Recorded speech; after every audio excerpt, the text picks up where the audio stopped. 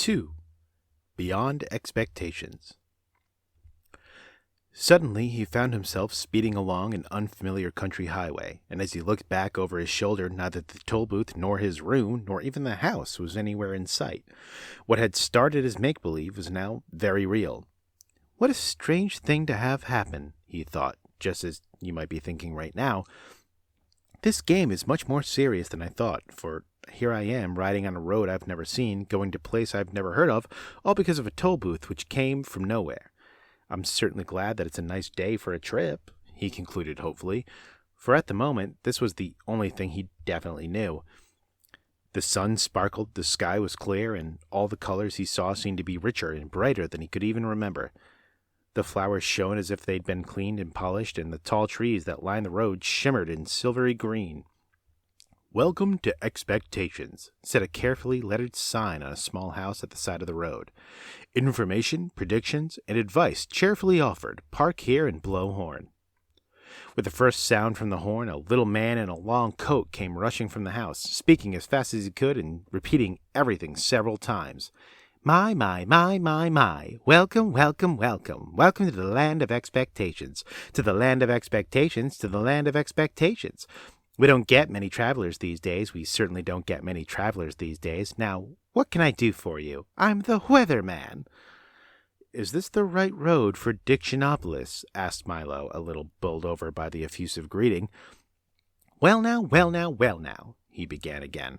I don't know of any wrong road to Dictionopolis, so if this road goes to Dictionopolis at all, it must be the right road, and if it doesn't, it must be the right road to somewhere else, because there are no wrong roads to anywhere. Do you think it will rain? I thought you were the weatherman, said Milo, very confused. Oh, no, said the little man. I'm the weatherman, not the weatherman, for after all, it's more important to know whether there will be weather than what the weather will be. And with that, he realized a dozen balloons that sailed off into the sky. Must see which way the wind is blowing, he said, chuckling over his little joke and watching them disappear in all directions. What kind of place is Expectations? Inquired Milo, unable to see the humor and feeling very doubtful of the little man's sanity. Good question, he exclaimed. Expectations is the place you must always go to before you get to where you're going.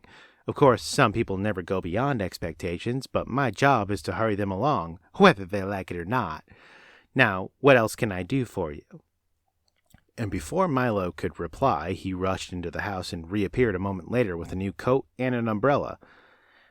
I think I can find my own way, said Milo, not at all sure that he could, but since he didn't understand the little man at all, he decided that he might as well move on, at least until he met someone whose sentences didn't always sound as if they would make as much sense backwards as forwards.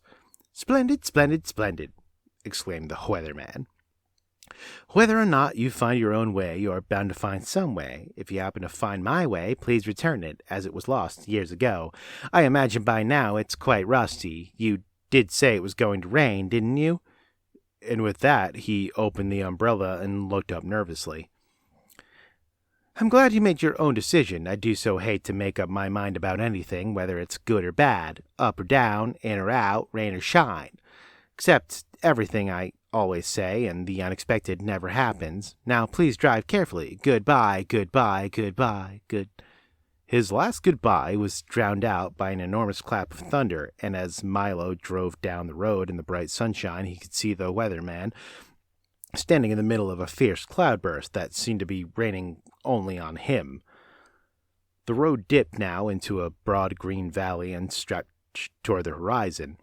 The little car bounced along with very little effort, and Milo had hardly to touch the accelerator to go as fast as he wanted.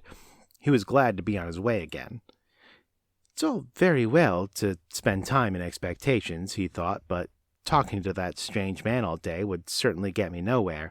He's the most peculiar person I've ever met, continued Milo, unaware of how many peculiar people he would shortly encounter. As he drove along the peaceful highway, he soon fell to daydreaming and paid less and less attention to where he was going.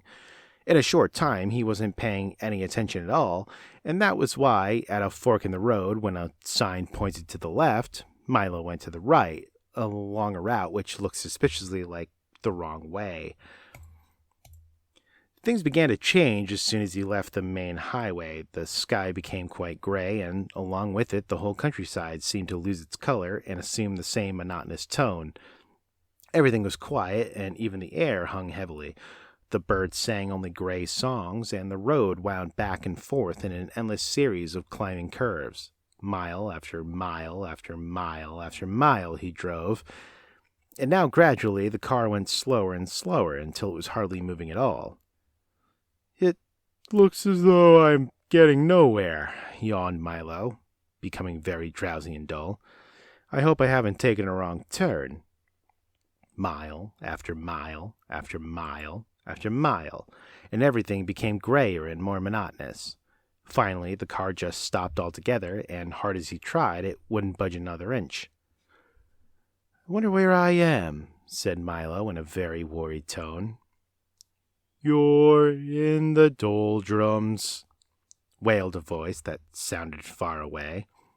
He looked around quickly to see who had spoken. No one was there, and it was as quiet and still as one could imagine. "Yes, the doldrums," yawned another voice, but still he saw no one. "What are the doldrums?" he cried loudly, and tried very hard to see who would answer this time. "The doldrums, my young friend, are where nothing happens and nothing ever changes." This time the voice came from so close that Milo jumped with surprise, for sitting on his shoulder, so lightly that he hardly noticed, was a small creature, exactly the color of his shirt. "Allow me to introduce all of us," the creature went on. "We are the Lethargians, at your service." Milo looked around and for the first time noticed dozens of them, sitting on the car, standing in the road, and lying all over the trees and bushes. They were very difficult to see because whatever they happened to be sitting on or near was exactly the color they happened to be. Each one looked very much like the other, except for the color, of course, and some looked even more like each other than they did like themselves. "I'm very pleased to meet you," said Milo, not sure whether or not he was pleased at all. "I think I'm lost. Can you help me, please?" "Don't say think," said one sitting on his shoe, for the one on his shoulder had fallen asleep. "It's against the law." And he yawned and fell off to sleep too.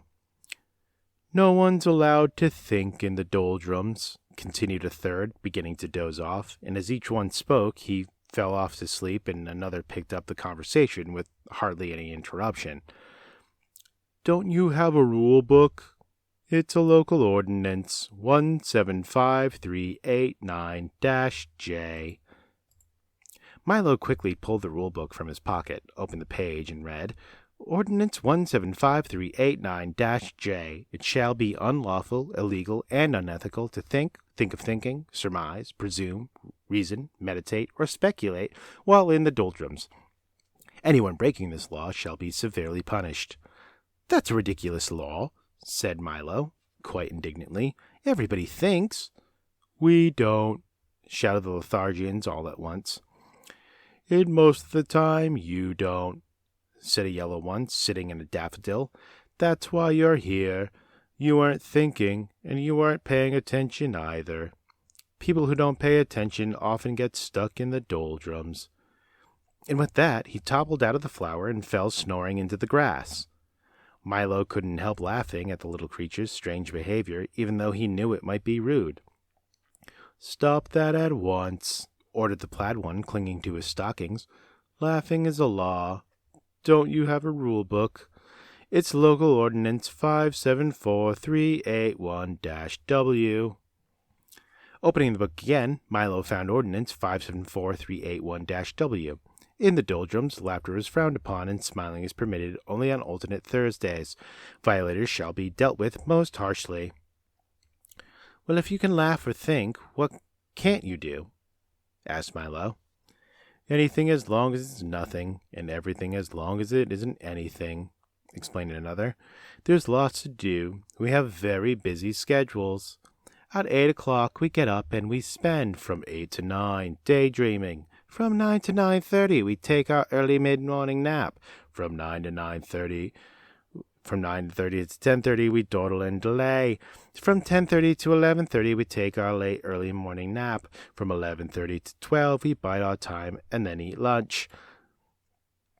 From 1 to 2, we linger and loiter.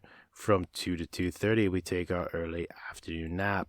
From 2:30 to 3:30, we put off for tomorrow what we could have done today.